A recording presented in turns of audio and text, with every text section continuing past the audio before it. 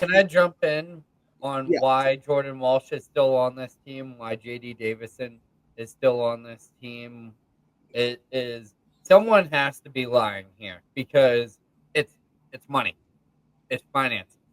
When you are bringing in a guy of Jordan Walsh or JD Davison's level, when you pay them on that rookie deal, it is a less impactful minimum deal than if Right. you were signing Al Horford to a minimum deal, which would, I believe, be around 3.6 right now if you were to get someone on a veteran minimum, which the Celtics have been saying that this has nothing that the roster construction has nothing to do with what they're going for financially, and like these players are going to stay on this roster and they're going to be Seamus is killing me. utilized. I'm sorry. I'm sorry. No, go They're going ahead, to be Franco. no, they're going to be utilized, and I see the longer that they are on good contracts, it means that they are more likely to stick around. The player that is just like a big red flag waving, the school bully taped it, trade me to the back of his shirt is Sam Hauser. yeah. Like, Please. because when you have the young, the, as I said earlier on in the show, when you have this many young wings behind a player, there needs to be those minutes for them to feast and compete over. And Sam Hauser making $10 million over the next 4 years. Actually, that will go up. Right now, he is making 10 million. It'll It'll be probably reach. 12 It'll when probably you're, reach the point of 12, right? yeah, me just 12. By year what Four. year 2028 or whatever it is, and it is not going to be worth that. So moving on from those guys, I'd rather have Jordan Walsh stick around and battle through just because of the financial situation than having Sam Hauser stand over those guys and limit them to having these competitions at practice rather than being able to, who knows, maybe Hugo is having a hot month compared to Minot, Walsh, and Shireman, then Hugo can take on those minutes, and there's no real limitation to how that fluctuates. As we've been saying about the center room, it's a center room, like it's going to be a big man room by community or by committee.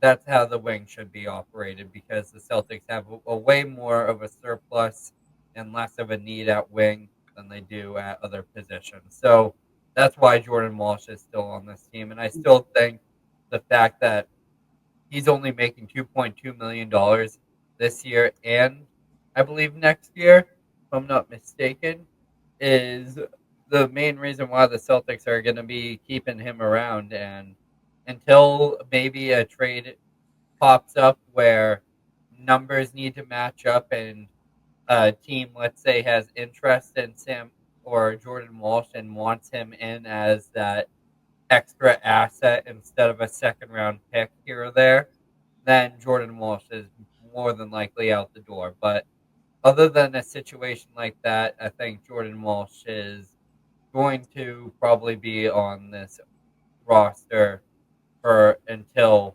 a trade scenario makes sense and where a team could potentially be interested in taking him on. Well, well, can I say to that too? And I agree with that completely. But I also feel like this. Yes, 61 games is quite a bit of games, but that's also garbage time too. I mean, let's be honest, and you guys know it too. He's going to be thrown into the fire many times this season just because the fact of what the Celtics are. He's going to be thrown into the fire, and that will really be the true testament. You know, obviously, Summer League, he should be dominating and everything. Yes, he should be. But the real test, and it's going to happen this year if he's still on the team, if there isn't a trade that goes down where they were like, all right, we'll rather take Walsh than a second round pick. If he's thrown into the fire this year, this is the year where he could blossom into something. And it's like, all right, if he's getting those minutes, however, I'm gonna agree with you, Rob and Seamus. I have not liked what Walsh has done for the Celtics. He hasn't had a lot to prove, but this is the year where he needs to prove something. And I will even go as far as to say this.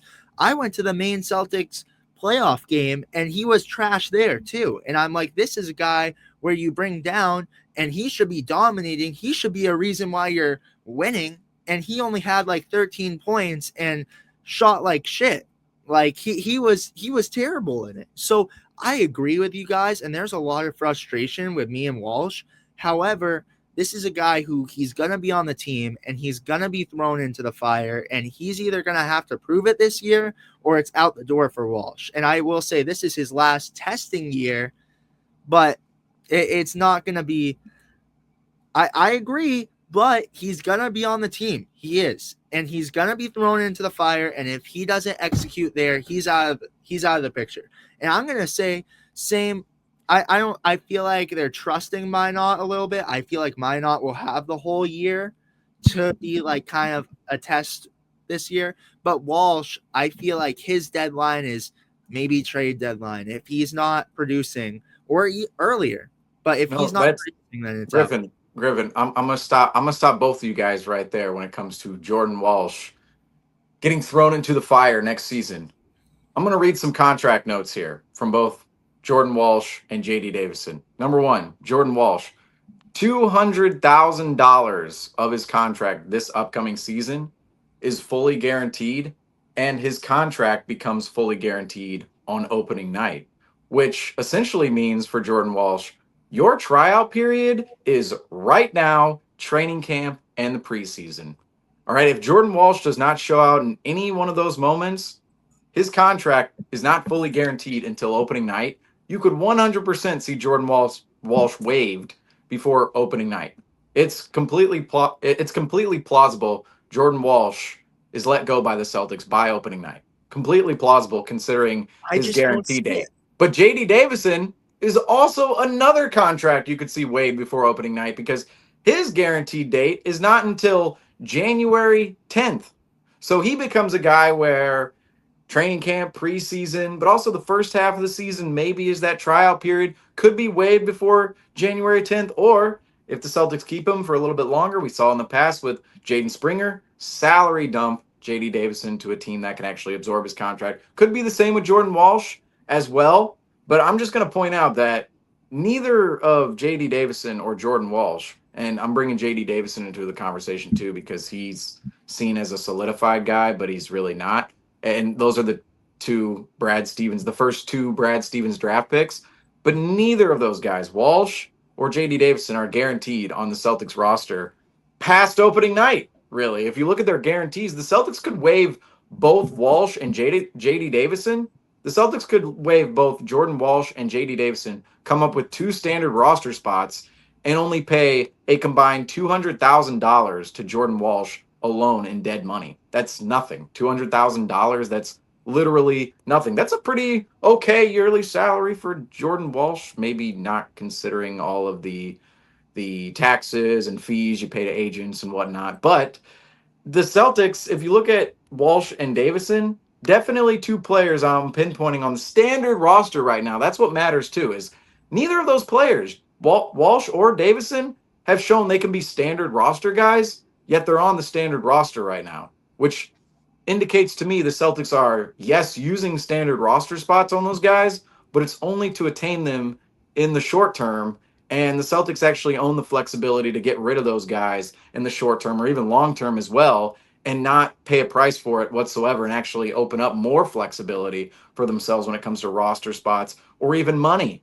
So Jordan Walsh, his tryout is very much right now. It's preseason, it's training camp. It could be just right now. I mean, we saw Gershon Yabusele in the past in 2019 Summer League. Yabu, that's the inspiring part of the Yabu story is Gershon Yabusele, where he is right now. The way he started his career was 2016, 2017, 2018, 2019 Summer League. Played in 4 Summer Leagues in a row, was drafted and stashed his first year, then eventually played with the Celtics in 17, 18, and 18, 19, but came out in 2019 Summer League, and he looked awful. Yabu looked absolutely unimpactful, and he was waived before the Celtics Summer League was even over. That is what's on the line here for a guy like Jordan Walsh. And I won't say JD Davison here because obviously he's not playing in Summer League. He's going to be a training camp guy. But considering too with JD Davison, what if there are other moves out there to be made with this roster? Is he somebody that could be on the chopping block later on in time? I do want to note that about their contracts because I think when you see these guys on the back end of a roster, yes, they look like enticing developmental projects, but they're second round picks. If you look at the hit rate of a second round pick, it's usually one or two guys every year. I mean, it's an extremely low hit rate on second round picks. And there's an abundance of players who are not only second round picks, but also undrafted out there, right? Where you could consider, oh, well, we want to bring this guy and we want to bring this young guy. And there's free agents all over the place. I mean, look at who the Celtics have pulled in over the years. Daniel Tice, Vincent Poirier, Brad Wanamaker from overseas. They're nearly 30 years old. I mean, we saw a guy tonight for the New York Knicks. He's a Japanese superstar. We saw at the end of the game. Yudai Boba, 29-year-old Japanese superstar. So players like that, where we don't even think about out in the universe, over in other leagues or even in the G League, that the Celtics could want to look at. And let's face it, they've had much time. The Celtics have had a lot of time to look at both Jordan Walsh and JD Davison to decipher whether they're actually worth something on this roster or not. And that's definitely a huge part of the Jordan Walsh conversation right now and why his summer league actually means so much to the Celtics and himself. I mean, this is a big moment for Jordan Walsh, and I'm not writing in pen that he'll be on the Celtics roster next year and thrown into the fire. This might be the fire. It might be right now, and it's looking hot, and he's not looking too hot in it. It is. I just want to finish off by saying this on to Jordan Walsh. These next 3 games are, I agree with you, Seamus, they're make or break. You can't do this again. You have to look polished. You have to look like an NBA player and a serviceable NBA player at that. Because I do agree. I don't think it's guaranteed. He shows up. He shows up on opening night. Like I do believe that there is incentive to move on from Jordan Walsh.